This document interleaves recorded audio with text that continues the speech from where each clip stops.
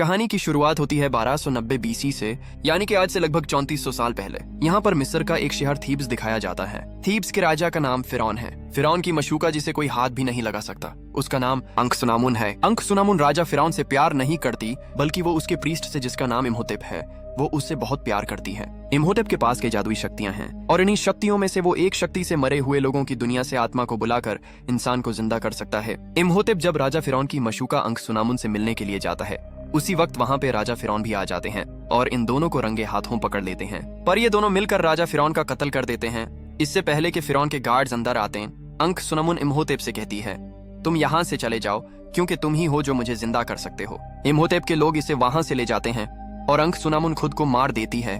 वो जानती है कि इम्होटेप उसे जिंदा कर लेगा और वो ऐसा करता भी है। उसके लोग अंखसुनामुन की मृतदेह को चुरा लेते हैं और जब इम्होटेप उसे जिंदा करने ही वाला होता है कि वहां पर राजा फिरौन के गार्ड्स आ जाते हैं जो इम्होटेप को पकड़ लेते हैं। उसे एक ऐसी सजा दी जाती है जो आज से पहले कभी किसी को नहीं दी गई।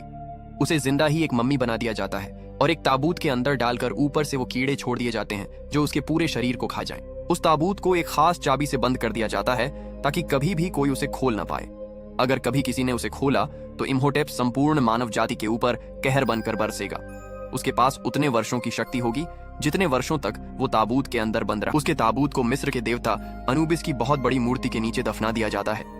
कई 100 साल गुजर जाते हैं और वो मूर्ति जो किसी जमाने में बहुत ऊंची हुआ करती थी, अब वो बहुत छोटी रह गई है, क्योंकि पूरा का पूरा शहर जमीन के नीचे दफन हो चुका है।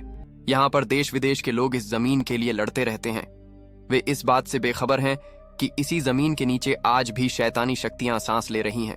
यहाँ पर फ्रेंच आर्मी के एक सोल्जर को दिखाया जाता है जो कि अमेरिकन है। उसे चारों तरफ से घेर लिया जाता है, पर तभी वहां से सब के सब भाग जाते हैं, क्योंकि उसके पीछे मिस्र के देवता अनुबिस की वही मूर्ति है जिस मूर्ति के कदमों के पास आज से हजारों साल पहले इम्होटेप के ताबूत को दफनाया गया था। अब उन लोगों के चले जाने के बाद यहाँ पर रेत उड़ने लगती है।